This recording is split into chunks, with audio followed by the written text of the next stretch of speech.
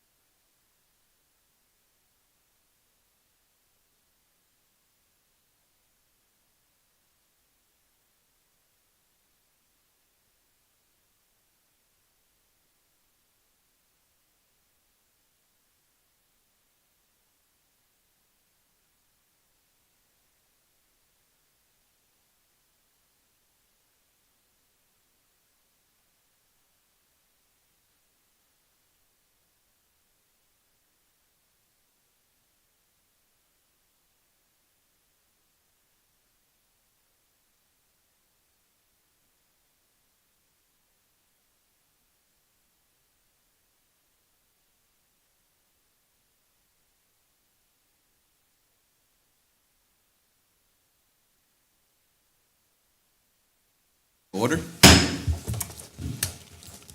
Roll call. Mayor Lara, Present.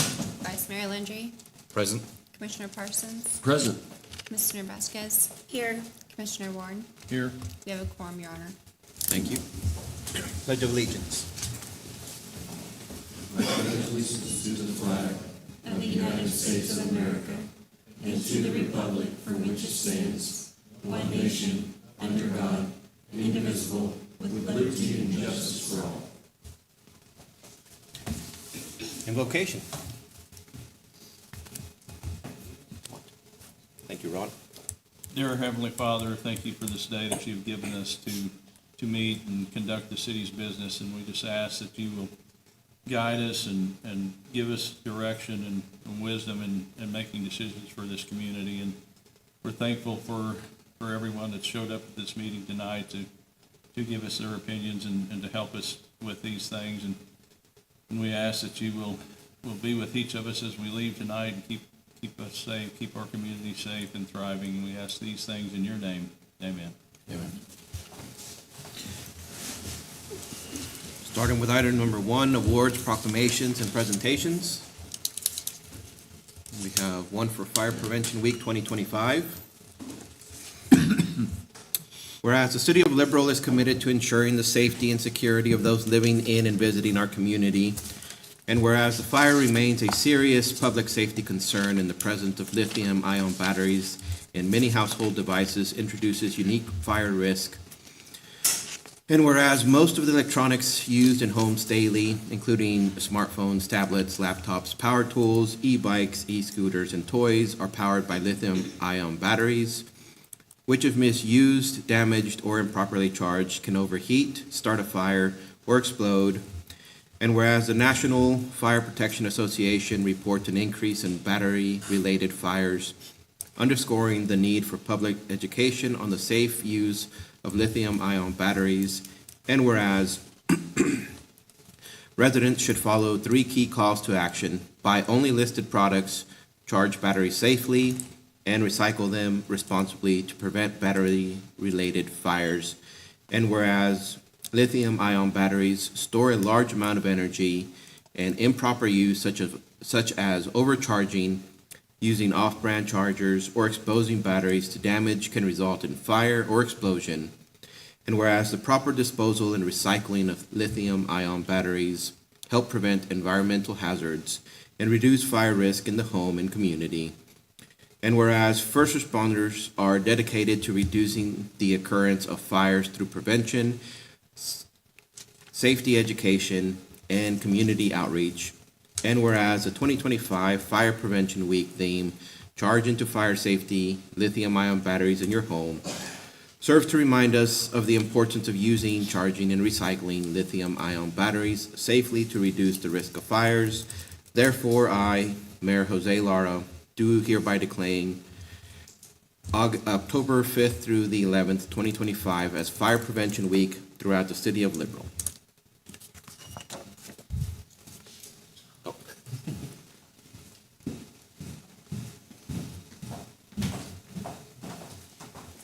You don't want to join us, Chief?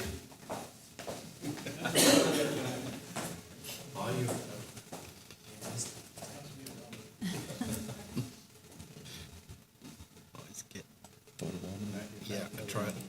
Did you get them? Yeah, they got me in it. Oh, she'll take it out. Yeah. It was a gleaming, shining off the top, you know. Moving on to item number 2, approval of the agenda. Make a motion that we approve the agenda as printed. Second.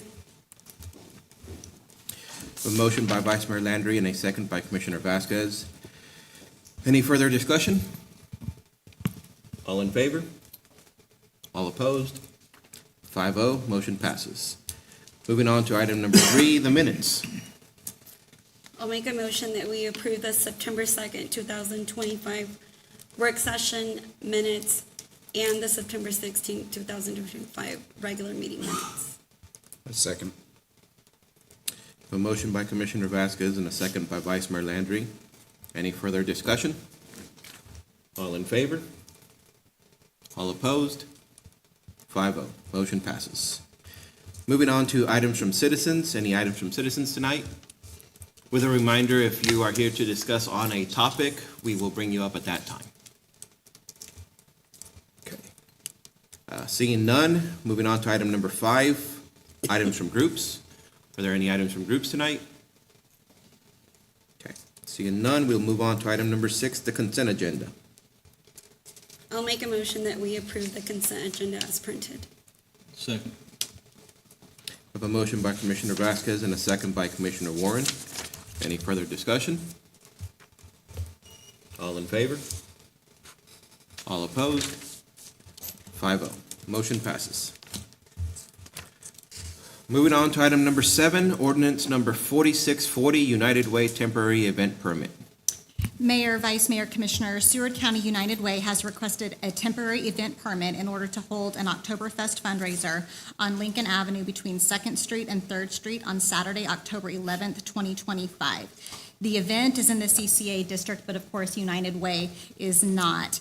This fundraiser includes vendor booths, food trucks, crafts, local businesses and agencies, live music, activities for children, and craft beer from local breweries. United Way will be selling tickets for the alcohol and will be responsible for this permit upon approval of the ordinance. We did attach a map with street barricades. We will provide those and they will set them up. We will pick them up after the event is over. And then once the ordinance is approved tonight, they will submit that to the state to receive permission and permitting. Then they will come back to us to be a CCA licensee and go through our local permitting. But this is necessary because it's a special event.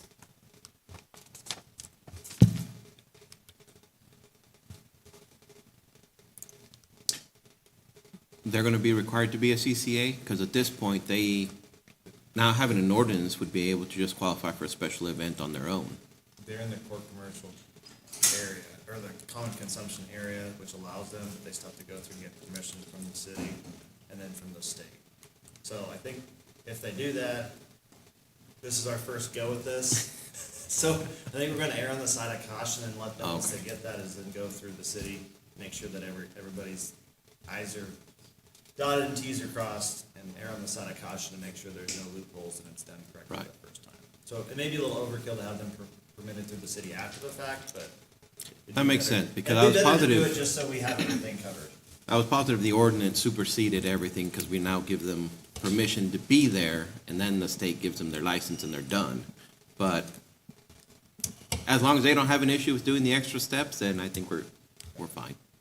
They do intend at the event for them to be able to carry the alcohol out and throughout the common consumption area, which is why you would want us to have that local permit as well, because they are acting under our permit. Right. And then they'll have to make sure they comply with all those regs of your ordinance, including putting their sticker on each license, which I think when they apply with the city, they have to provide proof of that, I would assume, some process. So that's another step in that process, just to make sure we cover it. Okay, so the businesses there will also be allowed to carry their, Well, people that are already permitted to do it, that have local businesses, yeah, I mean, you can go to Tortuga if they have one already, which I assume they do. Get a drink, you can walk around this area, that's fine. Right. But specifically, United Way's gonna have something that's affixed to every beverage that's being served that has their logo. Makes sense. That they are dispensing under their permit. Yeah, under their. So I see alcohol vendors. So when we say alcohol vendors, we have more than one vendor that's applying right now? Because we have Tortuga as a vendor. We have the pizza place as a vendor, Brick House as a vendor. So are those the three? Or do we have a list of other vendors all of a sudden that are now gonna be serving alcohol? Yeah, I think there's more beyond that. Okay, so how does that work? Because my concern now was, under the common consumption area, when we originally did this, was that the people that were involved in the common consumption area, that were businesses in the common consumption area, were the people that were gonna be licensed and doing it. But now we're inviting outside vendors to come in and now serve alcohol inside of the common consumption area.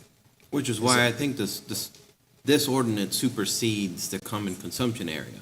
This gives them the special permit to have the event and allow alcohol for sale there. It does, but it still is, United Way is the one that actually is going to be the person that's going, the entity that's going to get it. and they're gonna be the ones responsible for complying with the regulations within the area.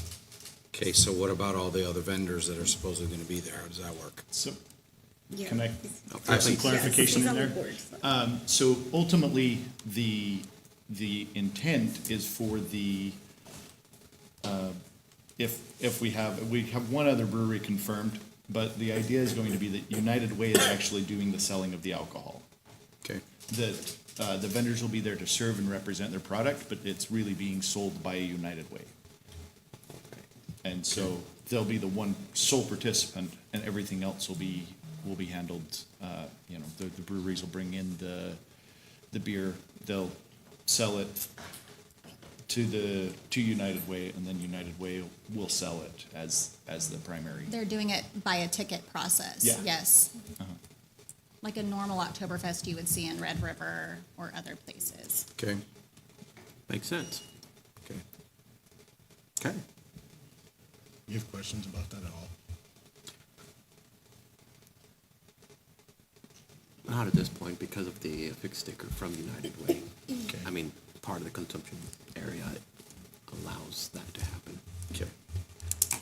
Well, I'll make a motion that we approve ordinance 4640 to issue a temporary event permit to United Way in order to hold their 2025 Oktoberfest fundraiser. Second.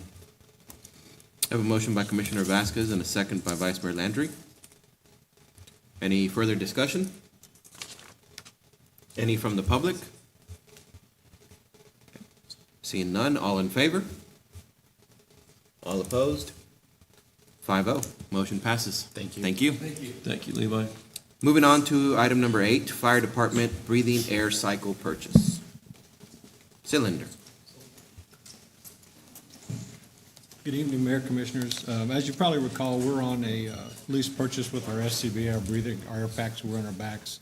Came with a bottle for the pack and an extra bottle, but we maintain spare bottles on those because they're distributed out through all of the trucks. So this is a request tonight to replace 12 bottles. There'll be 6 bottles with the screw-on threads and 6 with the snap-on quick-fit threads. We do have some of our spare bottles on some of the old trucks, our old Scott Aviation stuff that start to reach the end of its service life. So we want to be sure and stay on top of it, make sure we have adequate bottles. Anytime we have a big incident, and I used National Beef in March of '24, 108 bottles sounds like a lot. When you got 15 guys going through them every 15 minutes, it's not long before we've got a pickup load going back to the station to be refilled. So this is just a replacement purchase, and it was a budgeted item for this year. Came in a little higher than we thought because of price increases, but it was a budgeted purchase, so it's in there.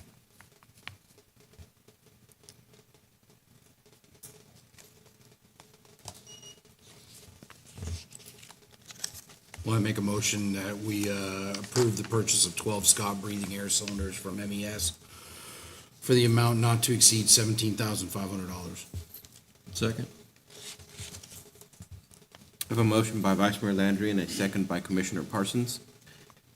Any further discussion? Any from the public?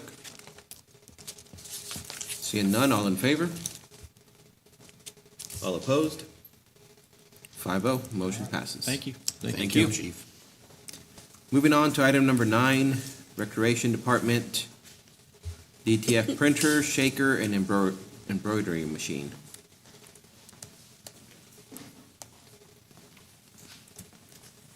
Has not gone down. Good evening, Mayor, Vice Mayor, Commissioners. Thank you for a moment of your time tonight. The Liberal Rec Department is requesting a purchase of a direct-to-film printer, shaker, and embroidery machine. The reason why I'm bringing this to you guys tonight is that is one complaint we hear quite a bit about our registration deadlines. We do have to cut them short at times due to getting sizes or designs to our company and then ship back. So we do cut it early. We do have some kids that are not able to get registered to play at times. And so doing so, that's a big complaint we hear from parents. In doing so, if we have a machine in our own building, we could then have material and shirts ready to go. The turnaround time is automatic. So it's kind of one of those where not only for our youth sports, our adult sports with Travis and all the things he does for softball and kind of the all-star game last night, Adventure Bay Water Park. We do all the staff T-shirts. We do merchandise. We also do events like Splash and Dash. We do triathlons. We also do Mom Son. We do Ozfest or Oktoberfest sort of things. So events like that, I believe it would help out. Another issue to it would be staffing T-shirts. We'd also have print designs.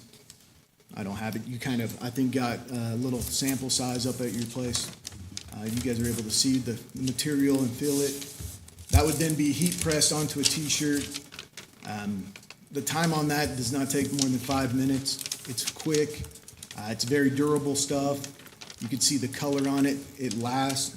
I think blue. A lot of our stuff that we look to do is either white or black with our logo on it, of course. Ms. Hidalgo here kind of has a T-shirt to it as well. Thank you for. See what it looks like.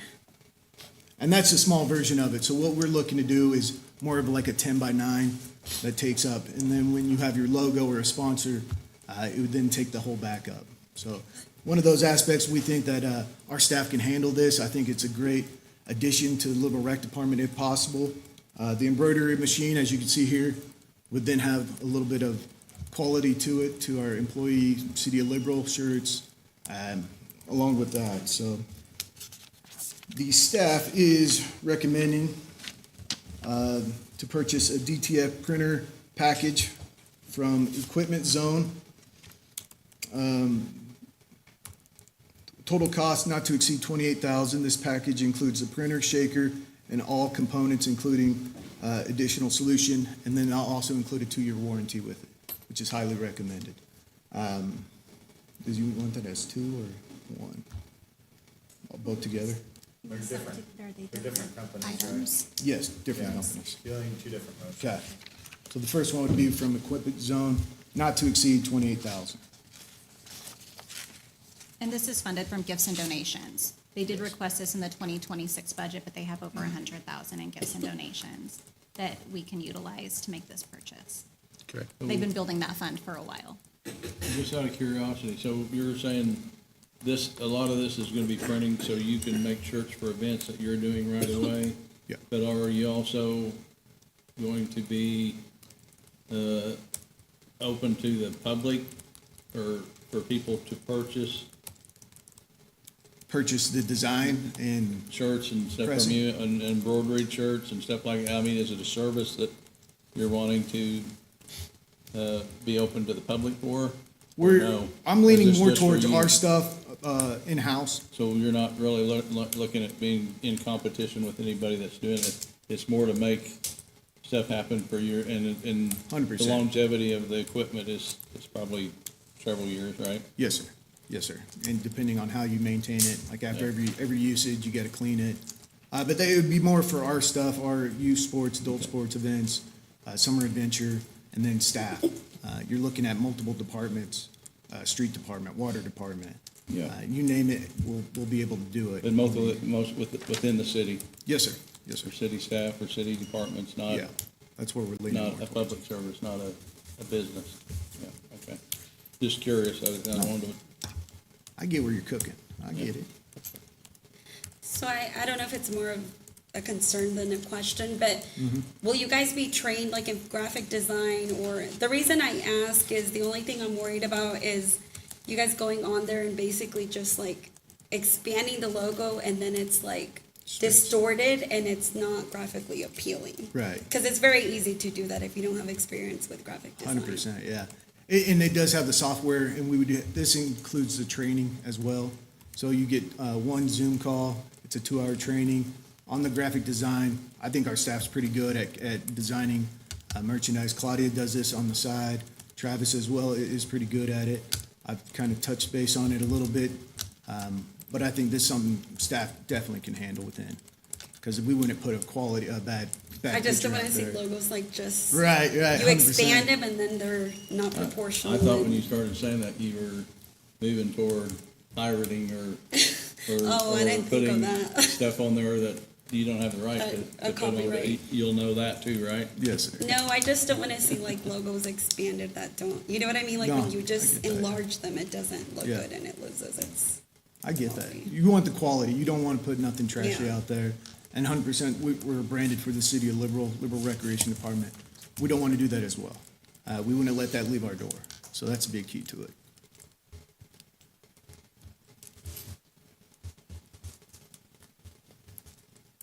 Okay. Any other questions?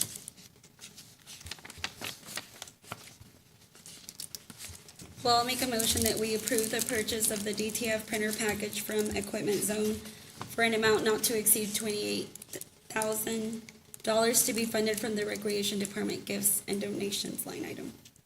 Do you need two motions, or? You'll need two separate minutes. Okay. A second. I have a motion by Commissioner Vasquez and a second by Vice Mayor Landry. Any further discussion? Any from the public? Seeing none, all in favor? All opposed?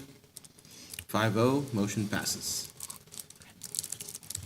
I'll entertain the second motion. I'll make a motion that we approve the purchase of an embroidery machine from Ricoma for an amount not to exceed $10,000 to be funded from the Recreation Department gifts and donations line item. Second. I have a motion by Commissioner Vasquez and a second by Commissioner Warren. Any further discussion? Any from the public? Seeing none, all in favor? All opposed? 5-0. Motion passes. Thanks, Matt. Thank you. Thank you, guys. And you get to stay up for the next one, right? This one, yeah. Item number 10, water park facility discussion. Okay, so Mayor, Vice Mayor, Commissioners, as everyone recalls, in July, the City Commission approved an agreement with Water's Edge Aquatic Design to do a full-scale facility review at Adventure Bay Water Park. The intent of this audit was to identify potential safety and equipment concerns and provide an estimate of repairs versus a quote for a complete overhaul of the facility. Everyone knows that Adventure Bay is starting to age. It opened in 2008 or 2009. Yes, ma'am. We felt that an assessment would assist in starting the conversation about future plans and how we want to handle this as we move forward. Also, we have ongoing talks between us, the college, and the school district regarding the indoor pool facility. And with these dollar amounts that are being thrown out, we probably need to engage everyone in that conversation as well. I don't know that I am a proponent of 2 swimming pools. It is a lot to maintain, build, oversee, staff, and so on. But we want to make sure this conversation is out there in front of everyone, so I will turn it over to Matt to answer any questions. We did put in your packets a full overhaul proposed budget and then also renovation and repairs of existing facility budget. This does not mean that we cannot open the water park in the summer of next year. This is just letting everybody know kind of where we are at and what we need to take a look at dollar-wise as we move into a new year, so. 100%. And working with Brian Hill with Water's Edge, he's kind of been the one on the lead. He's also developing a package that's going to be even more in-depth that you guys will be receiving. It was a little delayed. He was at the national conference in Orlando. So the first one I'll touch base on is the kind of fixing up the current water park, making improvements to what is needed to, been aged out. We've talked about the water filters, sandblasting the pools. We've kind of gone over and extended the life as much as we can. So several of them, the paint is chipping, and that texture, that grip you need, especially on a zero entry pool. Due to safety, that's going to be one we'll have to take care of. But we usually do all the pools all together. That way they're on the same paint cycle. There's a lot of other issues. You got the pump house that's leaking and other issues to that aspect of it.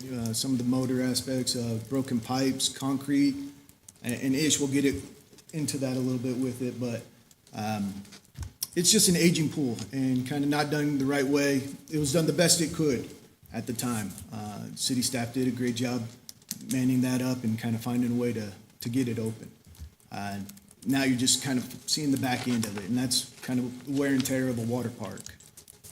Garden City, I think they're on the 3rd, 4th year, and they're just repainting their brand new facility. So it's on cycles and kind of just how they go. So you're looking at 1.7 is what he estimated to fix everything, to kind of go in and, hey, this, and this all need to be replaced, upgraded, and that just gets your place up to higher standard. Like Scarlett said, the safety-wise, we would be able to open, we'd kind of scale back some of the things we'd have to fix.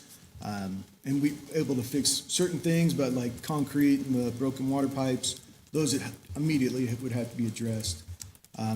Into that aspect, I kind of want to just move it over to Ish, because he's there day to day. He can kind of tell you some of the issues, day-to-day operation that he sees with the park, and fixing it kind of currently as it is.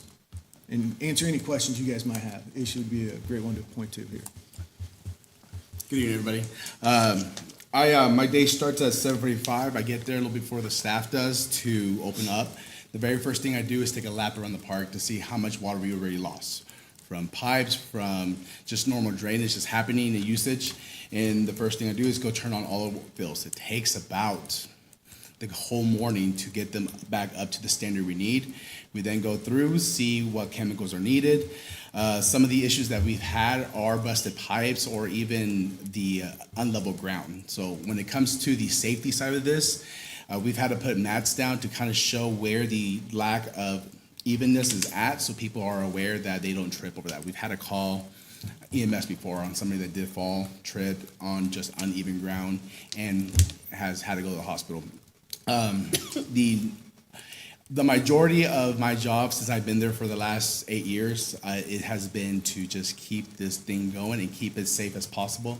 And with the, we have great lifeguards and great people that come out there to help everybody else. We ran safety issues at places like the zero depth. What happened if they slip at a zero depth? How do we save that person without causing more damage? So those are our scenarios that we run because that is a possible issue. And I'm sometimes the guinea pig that pretends to fall, and sometimes I actually do hurt myself so they can run the scenario for that reason. Another big issue is kind of our because our pipes have busted from our main line to one of the pools, we have to then move where our chlorinator's at. Well, the chlorinator had to be moved indoors because that's the only working pipe that shoots water to that. Well, because of that, it's kind of a safety issue for my staff that I don't let them go put the chlorine in there. I told them, I'll do that myself. You guys do not put chlorine in that. That's something that I'm willing to take because you have to go with the mask and goggles and gloves to protect yourself. Or other ones are outdoors. That one's indoors, and that's the chances of getting a high amount of chlorine exposure is high indoors. So that's something I tell them, I'll take care of that, and so I'll make sure I go check on that every 4 days, make sure it's good. Because the other ones, because they go a lot quicker, we replace that chlorine every 2 days, and that's kind of a normal day for us right there. Our biggest thing that our traction is honestly our aging pools that are slowly not working. As far as the ship and the hydrostorm, those are things we have to constantly clean out multiple times a day because of the aging pipes that the pressure is losing. They have to backwash those constantly, so they just stop pressure. The pressure goes down, and those are something that we have to go in there daily. Adventure Bay has been a great place for me, for my family. My kids learned how to swim there, and now he's one of the top 5 swimmers in Western Kansas because of that reason. And it's been a great place to grow the knowledge of swim for most kids as well, because we have our swim lessons, and it's been miraculous for the constant fill, how much it gets full every lesson and every session. We run 4 sessions a summer, and they're almost jam-packed every time. So it's the need for this water park is very important for not just for the attraction, but for the safety of kids being able to learn how to swim and just be safely around water as well. So that's our day-to-day. If you have any more questions, I'll be up here with Matt. Any questions for you? Okay, along with the fixing up the water park, they also had the additional, what it would cost for a new water park. And just to get you guys numbers, he came back with, I believe it was $7 million. 7.5 was one of the projects. There's multiple options here. This is just kind of a base to get us started. It's kind of like a buffet. You kind of can go, number one thing is the lazy rivers in all of them. So just so everybody knows, the lazy river is the number one attraction everybody is always asking for and wants. So that was the key. Every option will have a lazy river, several slides for kids, a splash pad inside the facility, or it could also be on the outside to keep it open longer after the pool is closed. That's another option to it. One of my big things that I really want to push is a surfing pool, and that's If you guys have ever seen that, it's very cool. It's a very big attraction. You're surfing in the plains. Nobody else out here has that. You're looking at Goddard. They have one, but they have it open for 1 hour. If you have a water park that could keep something like that open throughout the day, I mean, it's a tourist attraction. It's going to draw people in. So that's going to be an option. We also have a zip line little thing for kids. It's got everything for it. The older crowd, more shade. The younger crowd, 0 entries, splash pad, zip line, rope climbing, stuff like that. So it's going to be one of those where we're going to take this back and forth, what we want, what the community wants, and kind of build it how they want to kind of their own water park. This is kind of just a base. We're going to throw it out there to you, and that's where he was getting that number, $7 million moving forward. It could go up to 7 to 10. It just varies on how many things we want, how much space we want to take up, just that aspect of it. Any questions on the new park or designs or anything you guys would like to see? Or But the option to repair the current one is possible, correct? Yes, ma'am. Like, we have the option to either create a new one, but we also have the possibility to repair what we have now, correct? Yes, ma'am. So do you know how much of the repair bill would actually be necessary to open it next year? I believe slides would, or not slides, sorry, painting the pools, and if that's something we can cut down on painting all the pools, that is an option. Your lap pool should be okay, but your 0 entries have got to be done. That's your ship pool, that is your family pool, sorry, thank you. Those would have to get done. Certain things we could go through this and kind of make sure that everything is good, safety-wise. We'd have to, number one, safety-wise, we'd take those and kind of run with it. And has there been any luck in trying to find a company that can come in and do sonar to see if we have anything underneath? To the void, Yes. to find out where that water really goes, Yeah.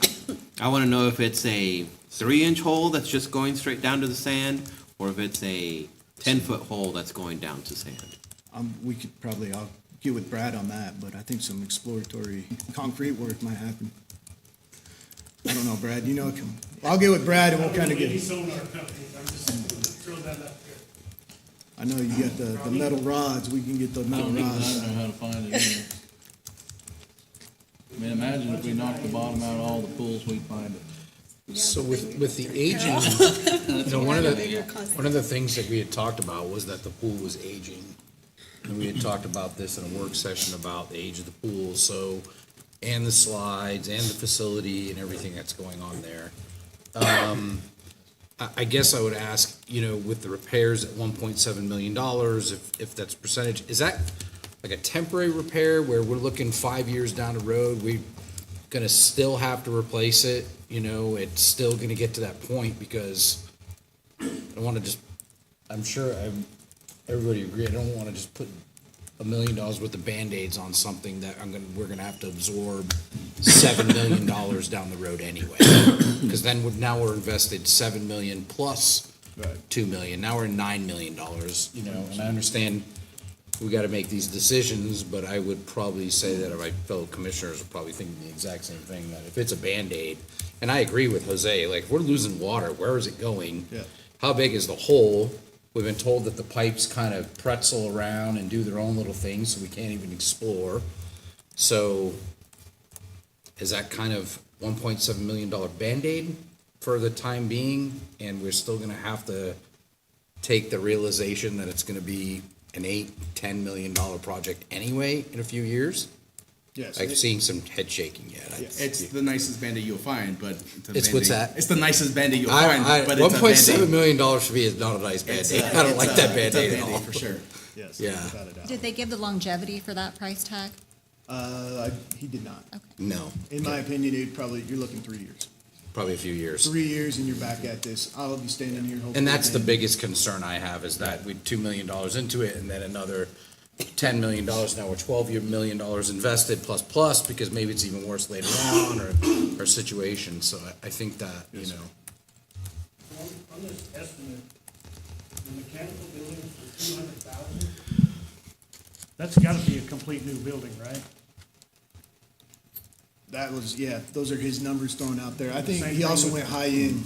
With the office Yeah. restroom building, 350,000, that's gotta be a tear down and rebuild. I would, that's I a mean, lot. it doesn't say, Yeah. that's why I'm Yeah. asking. Cause that's It just says from an explore estimate. issues with building $350,000. Well, you better be really exploring some stuff for $350,000. Like tear it I down. mean, the put biggest a thing new is one still up. that it's just a Band-Aid though, and we're still gonna have to address it in 2 to 3 years down the road anyway. So that was That's the biggest problem. The question, the bare minimum that it would take to keep it open for next year, that's the number I want to see if it's something that we're comfortable with. Yeah. Because, I mean, the two options we have would be we wait for the STAR bond so that we include the indoor pool and this with a STAR bond. And then that would take very little money off of the city to actually make it happen. Or we begin the process of preparing to bond this project out with 1 cent sales tax money. So, and then this doesn't technically address the problem with the school either, because that one is at the cheapest 5 million, but in reality, 15 million for an actual aquatic center that the college can use. So you're looking at 8 to 10 million for a water park So $30 million. and 5 to 15 for a indoor water pool, or just a pool for, an event center. Yeah. And we could combine it all, but yeah, 25 million is what you're looking at, which I would prefer a STAR bond, Yes. because that Yeah. definitely qualifies And I have within the made STAR that bonds. pretty clear, Yeah. that for the most part, we're on Team Star Bond when it comes to the project with the indoor facility. Just as a reminder, we did budget $480,000 for the water park repairs specifically to the rec department in 2026, but we also budget a blanket amount out of Fund 260 for projects that come along that you guys choose that have not been determined yet. So there would be funds.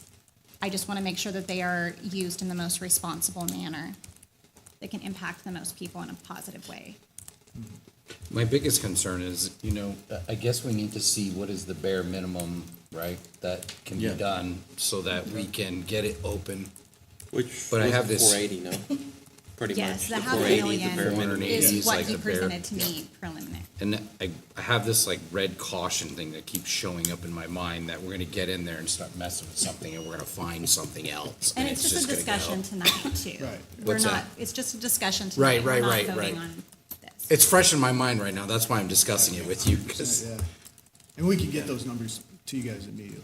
I would suggest a work session for this, so we can kind of This dive needs to into be it a a little deep bit more. discussion. Just out of curiosity, for a new facility, we're not talking about tearing the other one down, putting it in the exact same spot, are we? You never wanna go in that spot. We can discuss Are we that. keeping it in Light Park and moving north? That was the And proposal. this would tear down and probably become parking lot? Yes. Okay. Unless we I mean, would that's start what on- makes sense to me. Yeah. So I just wondered if that was the thought process, is this is a parking lot and the facility is north of it. That is what we In the do. open space, Okay. you might lose your little, the auditorium thing. You wouldn't lose it, you could always. I mean, you'd relocate it, yeah. Okay. Yeah, because it doesn't take as much space as the water park does. It could be relocated, yeah. There's between that and the old skate park and stuff, there's there's- a lot of area out Yeah. there that's Yeah, they're, just green space. Yep. Okay. But I would, if you're gonna paint the pool, paint the whole pool. If you got the company down here, don't leave out any part. I would just paint it all while they're here, they're gonna blast it. I mean, it's not gonna save you anything in the long run. You Well, I might as think- well do the whole thing. I think like Jeanette said, I think we need to have a work session on this, because this needs to be a deep dive conversation where we spend some Into the serious details. time hashing this out, because this is a pretty big decision that we need to make. Not only for us as far as the city and the financial aspect of it, but for the community too. Where we can discuss timelines a little better. Yeah. I mean, this could be a kind of conversation that could take a few hours if you think about it, easily. So, just Tell me when, only I'll to be be there.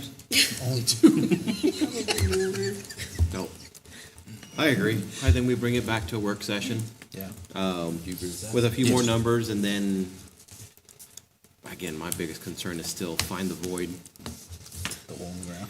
And without breaking it up, because at that point, yeah, you can break it up here, but the void's over here. And so this cement was sinking and making it look like this one's rising.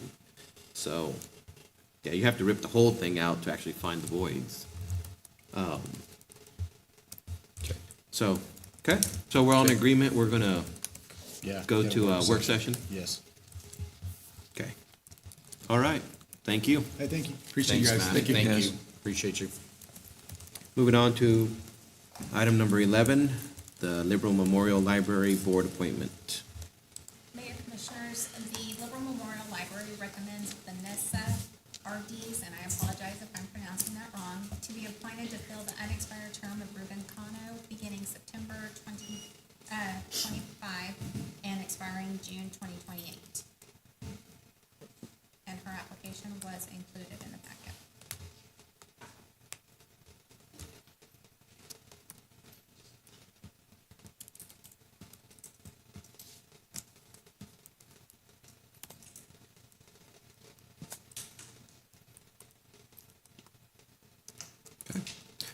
I'll entertain a motion.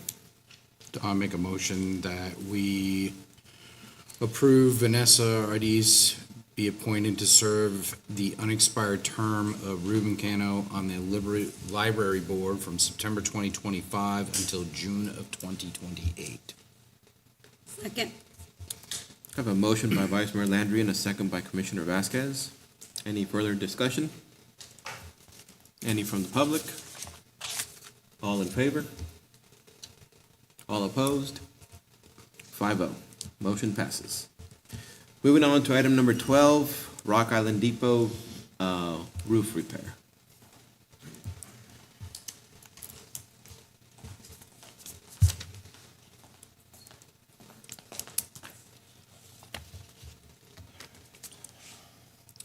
So, Mayor, Vice Mayor, Commissioners, I'm here tonight to talk about the Rock Island Depot roof repairs. I spent a little time in the Greer House the last couple of years in these historical buildings, and they kind of grow on you after a while. So now, same thing is going on with the depot. A little history for Rock Island Depot was originally built in 1888. It served as a 21-room hotel, restaurant, and trained passenger for trained passengers. After a fire in 1910, it was reconstructed in a Spanish mission style that cost $175,000, functioning as a passenger depot, eating house, and hotel. So here we are 115 years later. The depot and the Greer House, which is the city's two owned buildings, are listed on the Kansas State Historical Society Register of Historic Properties. The depot currently houses the Chamber of Commerce and also the Liberal Depot Heritage Museum. Last year, 2024, July, we hired Caw Valley Engineering to take a look at the property and assess for structural integrity and overall condition. Their findings are as follows. They recommend repairing and replacing the roofing, the roof, install stormwater drainage system, install expansion joints, seal all cracks with concrete within the concrete foundation and brick masonry walls, and then also implement a maintenance program.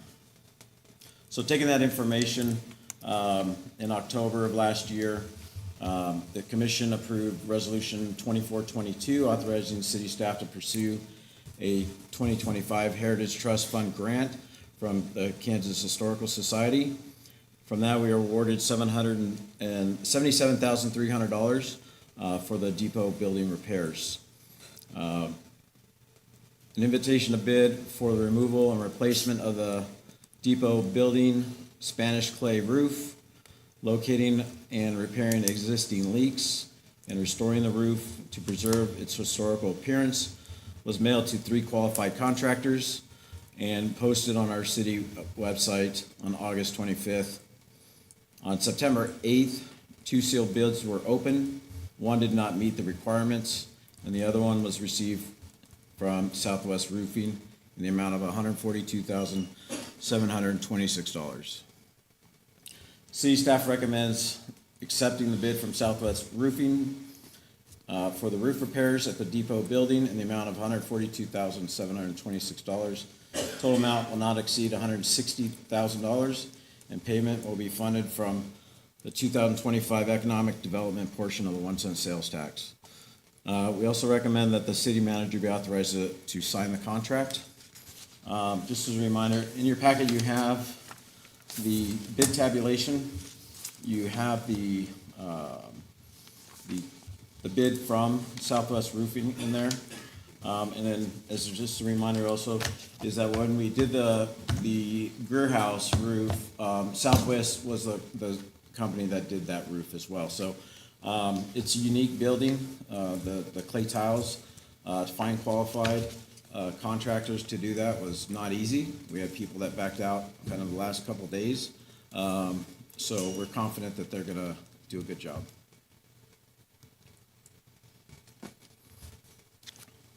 I think the repairs are definitely needed. It's been a long time coming. My only concern is taking it out of economic development. I feel that should come out of capital improvement. What are your guys' thoughts? Well, the other question I had, if the project is, $142,000 and we got a $77,000 grant, why are we taking the whole amount out of 1 cent sales tax? I mean, is there a wash in there somewhere? Yeah. Most likely because we get reimbursed after we are So we have to finished. put it somewhere So we So pay we have to It's a approve- reimbursement grant. We have to approve I the got it, entire okay. amount. I understand. Got it.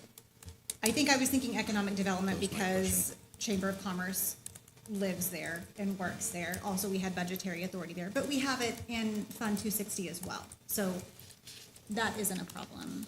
I'd rather see it come out of. I don't think we were anticipating it would come in above the grant amount to that level. Yeah, we were anticipating a little lower than that. I think just the delay from the 22 or 21 actually, when that other, the depot or the Greer House was done, that the cost had gone up. So, Okay. Well, I'm with you guys. I think I'd rather see it come out of, Capital improvement. Capital improvement. I think we're gonna work over that economic development fund pretty good this year. Oh, yeah. I Next think year. so too. capital Okay. improvements. So I'll make a motion that we approve the bid of Southwest Roofing LLC for the roof repairs at the depot building in the amount of $142,726. The total amount will not exceed $160,000, and payment will be funded from the capital improvement, not the economic development.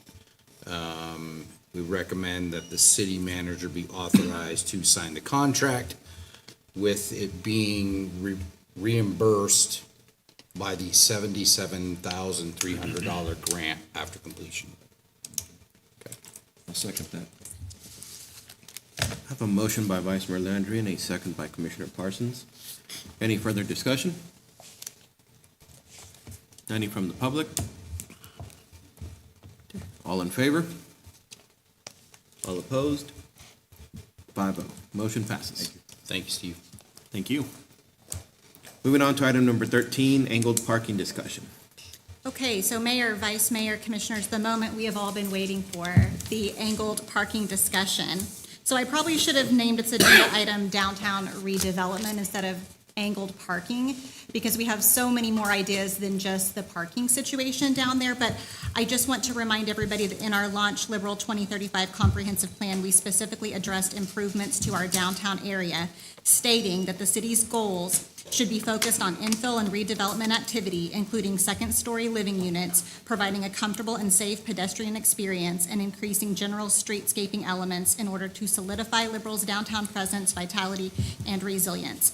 A big part of this discussion is angle parking, so we are now ready to put it out there and have a conversation about it. I did ask Keely to prepare a couple of slides so that we could go over some data and research that we have done over the past couple of years. We realize there are several opinions, both for or against these ideas, but we are all about transparency and discussing it. So here we are.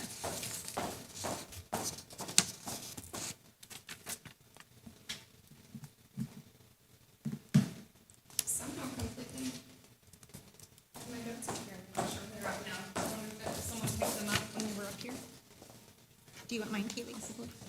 Okay, all right. I knew it wasn't that like that, all right.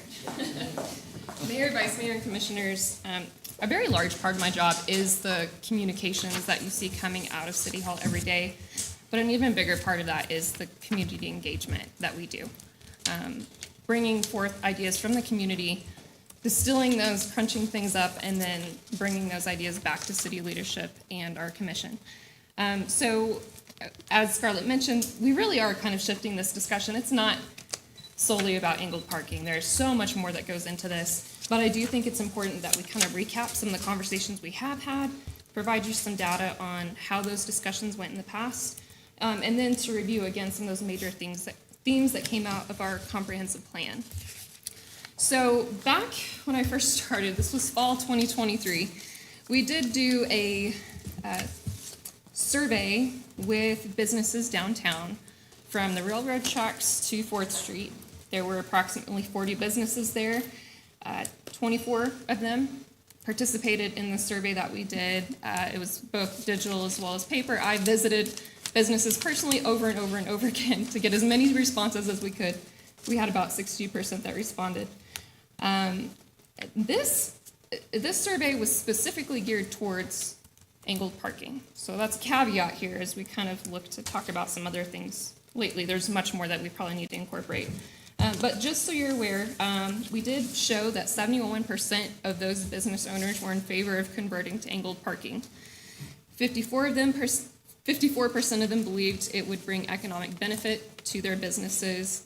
25% of them felt that it could negatively impact their business. I think that's important things to know because while we, walk through and shop and visit downtown, those business owners have invested so much in their businesses, and it's really important that we're keeping that in mind. So some of the most frequent comments were that it would provide more parking spaces, and I do have a breakdown and verbatim comments in the packets that I provided for you all. That there would be more and safer parking spaces. It would help to increase foot traffic and visitors. It would help to calm traffic, making things safer, and that it would create downtown as more of a destination versus a drive-through. Some of the cons, many suggested that there would be increased congestion because you are going to have to decrease the number of lanes, reducing the number of people who are driving by because fewer people are maybe taking that route in the future. People unloading their trunks into the street, that is a caveat to angled parking for sure. Businesses perhaps being less visible from the street because there are cars parked in front of them. And then, of course, our train delays and what that does to the downtown area. So those were some of the perceptions from the businesses. We did also go into the community, this was spring 2024, did a public survey that was super helpful. So we did have 485 total responses from the public. We asked the question, do you support making changes to parking and traffic flow in downtown Liberal? 51% of people were in favor, 49% were against. So real clear, even breakdown there. But some of, and I've again included information in there about that. 58% of people who talk about their experiences downtown did cite that they were concerned about the safety of the current parallel parking situation that we do have. 32% of people said they never have difficulty finding parking. So again, this survey was very much geared around angled parking. So I think people got into the logistics of what that looks like versus really what is it doing for downtown. So it got complex pretty quickly. Some of the positive comments for making changes, it would, again, create more safe parking spaces, possible increase in foot traffic and visitors, calming traffic, and again, creating a destination versus a drive-through. Some of the concerns that were cited in those verbatim comments: congestion, again, train backup. The train was mentioned a lot. It must have been a really bad year for train delays that year. Many people said they felt that we needed to fill up downtown and bring in more businesses before we made changes. That was another frequent comment. Of course, people not quite liking the price tag that could come along with that and the expense. Some people felt there would be more accidents. Some people felt there was already enough parking, and that emergency response vehicles may have difficulties. So those were some of the comments directly from the public when we looked at specifically, what do you think about angled parking downtown? So again, very split vote there. And there's further details in your packets on some of the other questions that we asked. I think it's important to know. So fast forwarding to our comprehensive plan. Our comprehensive plan had a community-wide survey as well as multiple focus groups, a steering committee. There was a lot of engagement done throughout the course of that year and a half. And so some of the common themes that we continue to draw out of that, it was apparent that angled parking is not enough to transform your downtown. And in fact, a lot of the needs that people expressed were very different from that. And so I want to kind of share what some of those comments were. It was apparent that it's more than just angled parking. These are the things about our community that we like or dislike and want to see more of. So in the survey, about 66% of respondents said they were dissatisfied with the image of the city, the overall look and environment. When asked where Liberals should focus on new growth and revitalization of existing spaces, by far the most overwhelming response to that was they wanted to see changes downtown. And then when asked, what do you like least about Liberal, the top three responses were the lack of shopping and dining, lack of activities and things to do, and the city's appearance. And so these things all kind of roll together to give a pretty good picture of not only what improvements do we need, but also where. So again, that feedback really suggested there was a wider vision that was needed for downtown redevelopment. And in a lot of the conversations that we had specific to downtown, there were multiple key themes that emerged. It was really apparent that angled parking alone is not enough to address what our residents are really looking for when it comes to creating better downtown. So some of those most frequent responses and kind of requests was that we are promoting more mixed-use buildings with upper story housing above businesses, that we are reducing and enforcing, making sure that we don't just have empty storefronts sitting there, and working more with those property owners to keep them activated, helping to implement more aesthetic improvements, just the overall look and feel of the downtown public spaces, and then to create a distinct place for community character and for culture. That was a big part of us, was our character, our identity, and how we feel about ourselves. So those were the key takeaways when it came to discussions about downtown. And so some of the redevelopment kind of goals that were expressed and things people wanted to be able to do was for the city to invest in infrastructure for businesses. That was a very common theme as well. Creating a distinct and a more vibrant space. Supporting, again, mixed-use buildings. Making a comfortable and safe pedestrian experience. I know a lot of people, as we've talked about angled parking, it's all about, well, how am I going to park my car? How am I going to drive through downtown? But there is that other side of this that really is centered around making sure it's a safe place for pedestrians exploring downtown to be able to go. Again, improving the streetscape itself and the aesthetics of downtown, and then activating downtown through events and other shared community spaces. Our downtown fountain and some of the events that we've done there, our streets when we shut down for special events, they want to see more of that used. And so when you start looking at that, again, it's very clear this is about much more than parking spaces. There are a lot of things as you look to other communities and successful redevelopment of downtown areas that we should be taking into consideration.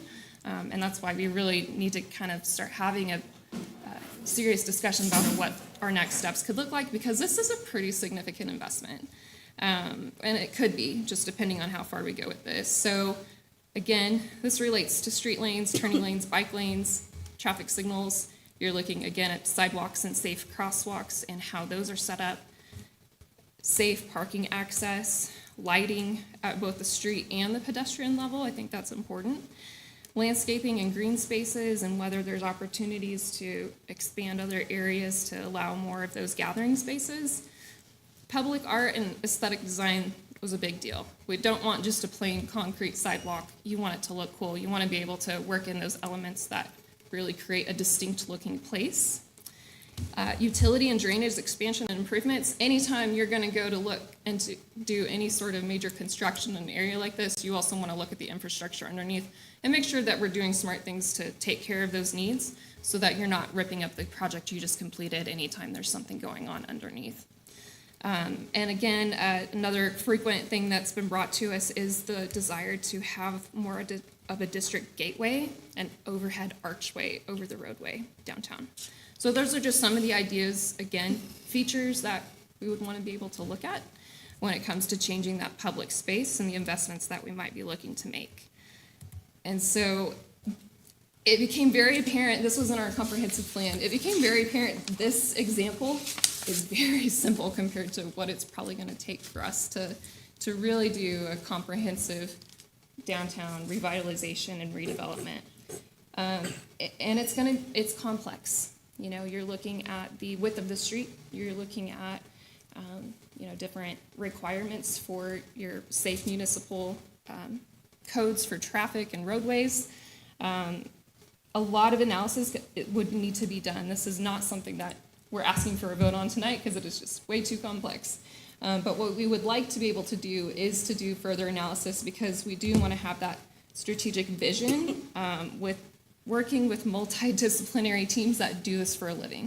We want to be able to sit down and talk with city planners. We want to talk with those engineers, traffic safety analysts to really give us a good idea of what could or could not work in our community. Obviously, the train being in close proximity to downtown has a lot of impact.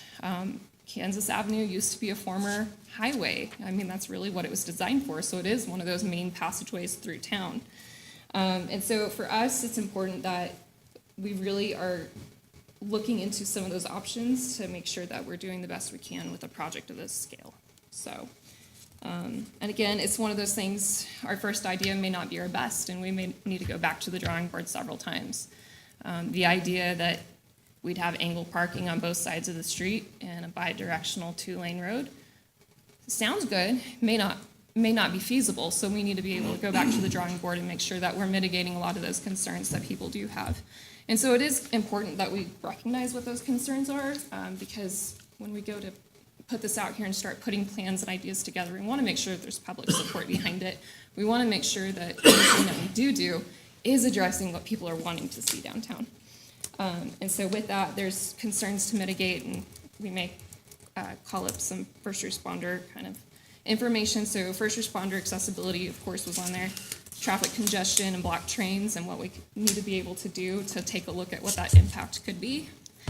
Needing to address inactive storefront spaces, any physical space constraints, reinforcing alternate routes, because as you change passageways, there is an expectation that it's just like water. Traffic is going to flow to the easiest route possible. And if fewer people are driving through downtown but using a nearby roadway, we need to make sure that roadway is prepared for that increased traffic.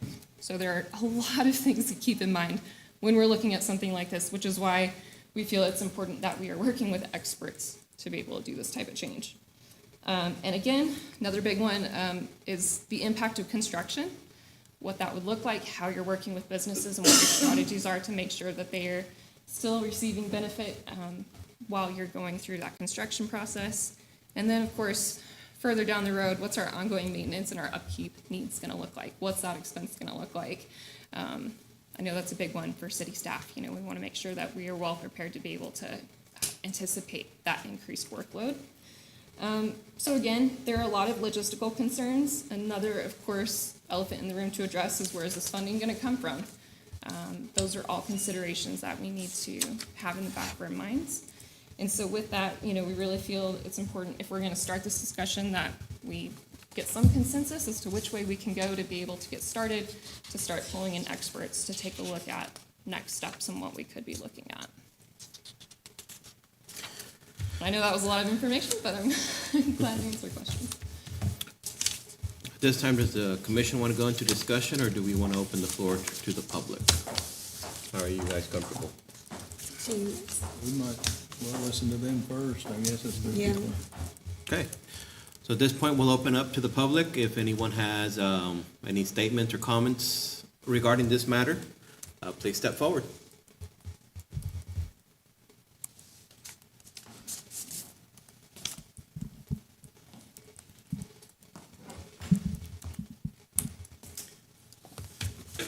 I'll speak briefly. I'm John Smith. I do have property downtown.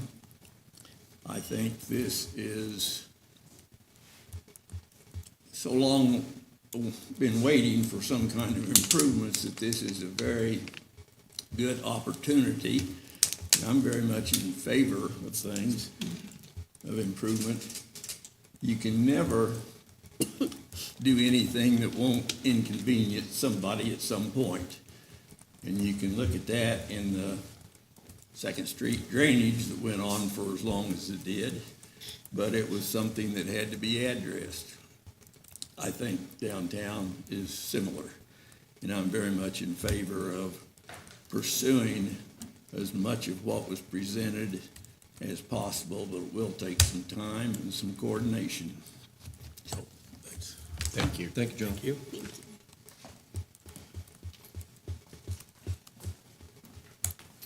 I'll just, like John, I'll try to keep this as brief as possible. But in the last few years, I know my wife and I have invested literally $1 million in this downtown area. And I think that this is an opportunity now for these businesses to grow. And as the success happens, I think it's a good opportunity for other businesses to come in and start doing things similar to what we're doing.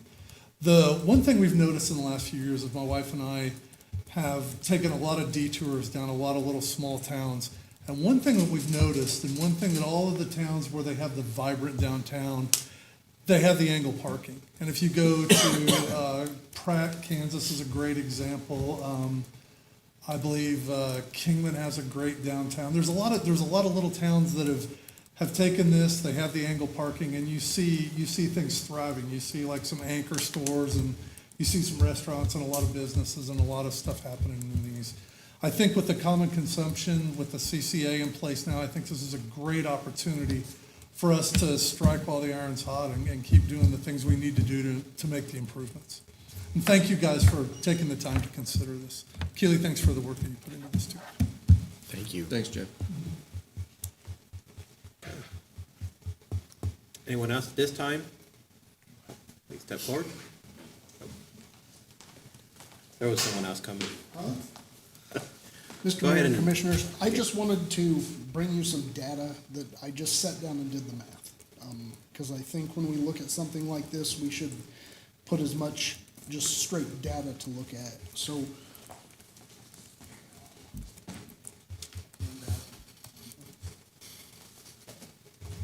copies, and I'll go over them quickly for you to just.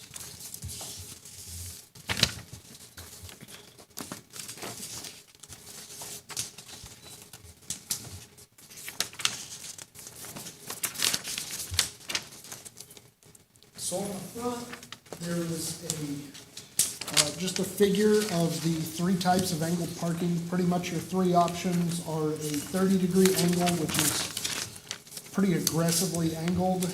And then the middle of the road is a 45-degree angle. And then the least restricted is the 60-degree angle. So on the second page, I formulated a Excel spreadsheet. And the top line is the current, what we currently have. I did figure the approximate parking area affected from the railroad tracks all the way to 5th Street. So this includes the unit block South Kansas, the 200 block North Kansas, the 300 block, and the 400 block. Then I figured I put in 30-degree parking, 2-lane traffic with no center turn lane. I did 30-degree parking, 2-lane traffic with a center turn lane. I did it 30-degree with one side as angled parking and the other side is parallel. And then the same thing with the center turn lane. I did I did the light for 45 degree and 60 degree. Over here, the color coded, we currently have curb to curb 63 feet. Anything that's in red, that option is going to be too wide to put in there. Anything that's in green is a possibility of being put in. I did mark one of them as yellow, which is the 45 degree parking along, I think I did the west side of the street with parallel parking on the east side of the street, but it does have a center turn lane because statistically, 4-lane roads for emergency vehicles responding to calls, 4-lane roads are this safe. 2-lane roads are this safe. And actually, a 2-lane road with a center turn lane is more safe than a 4-lane for ambulances, fire trucks, police vehicles. So, there are a few options that would work. The closest fitting one for the best safety, I believe, is the 45 degrees to one side with a center turn lane. But the data's there. If you have any questions, I just wanted you to have the math numbers for street width, parking area, and it also says that the number of parking spaces would increase for each option there. I mean, some of them are only 10 spaces, one option is 100 spaces, but it's too wide. Any questions on that information? Sir. Thank you. Sure. Step forward.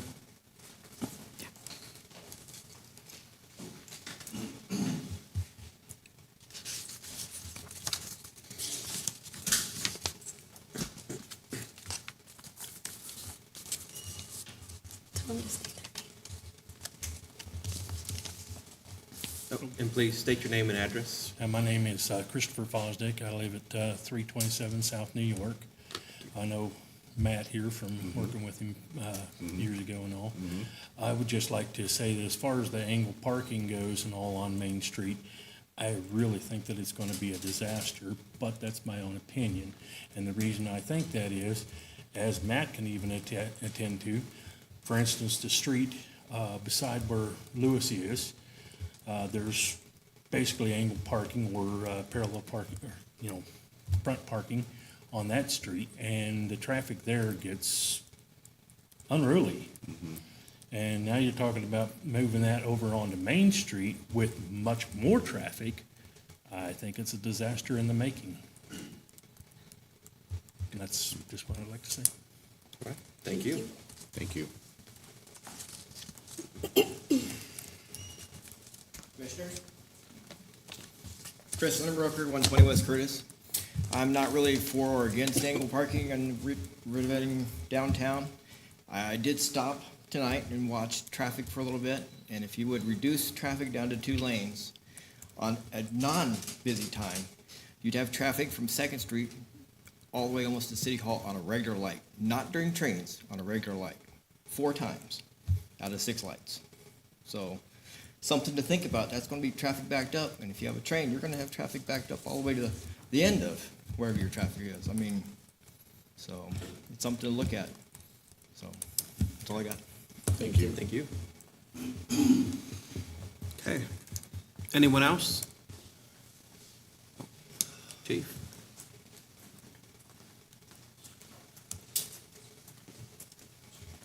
Good evening again.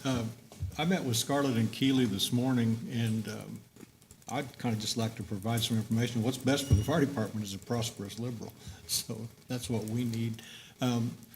Maybe some information I can provide to you that hasn't been considered or maybe you hadn't thought about is when we look at it, I look at it from 2 aspects. One is response from the station to the emergency scenes. That's probably our biggest area of liability as a fire department. And then the aspect of when there is an event down there, be it a medical emergency, fire emergency, whatever, apparatus placement, where we're going to put our trucks to take care of the problem. Ideally, Traffic, like Keely alluded to, flows like water. A good water system is gridded, so you're bringing water in. A good transportation system is gridded as well. So when we think of it from a fire department standpoint, our arterial roads, east-west, are going to be Pine Street, Pancake, 2nd Street, 7th Street, 11th Street, 15th Street, Tucker Road. Then going north and south, we've got Western, Clay, Pershing, Kansas Avenue, and the overpass. They all have their issues at times. Pershing, we really can't, and I hope you don't consider that to be an emergency response route for us. Our ladder truck, our heavy rescue, and our pumpers don't tolerate Pershing very well at all. Clay is better, but it does have a couple of jogs at 8th Street and 2nd Street. Western and the overpass. The overpass has its issues at shift change at National Beef as well.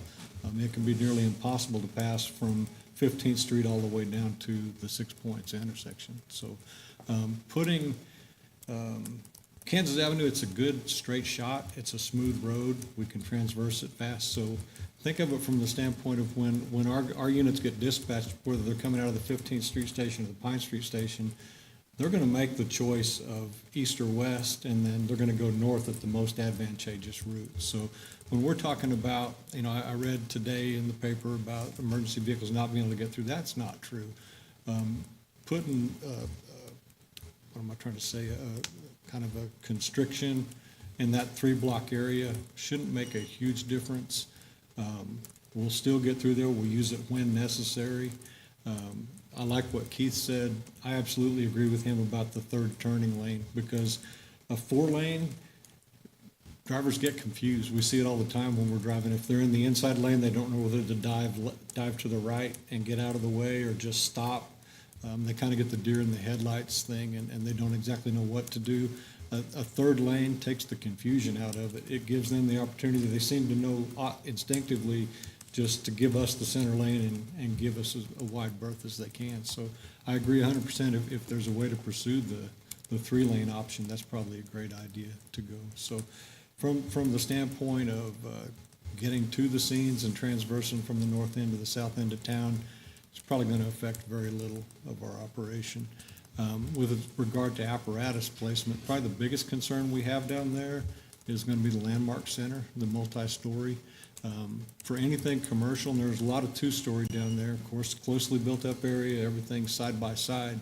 One of the things we talked about in our meeting today, when you drive through some of these other towns, probably very few towns in Kansas that you drive through that there isn't a tooth missing in their downtown where they've burned out a building at some point in the history of the town. We don't have that here. We've had some close calls. But as far as apparatus placement, it's already pretty narrow as it is. And in my career, I've probably responded to 6 serious fires in the downtown between the railroad tracks and 6th Street. And in each case, we're going to clog that place up with apparatus anyway. Ideally, we would like to position our apparatus 1.5 times away from the building to allow for a collapse zone. In most cases, that's not possible. Even with the Landmark, that's not possible. With our tower ladder, we're probably going to attack anything at the Landmark Center. By the nature of what the tower ladder is used for, we're going to position ourselves on one of the corners of the building anyway, so that the ladder can sweep down one side, sweep down the other, and pick people out of windows as necessary.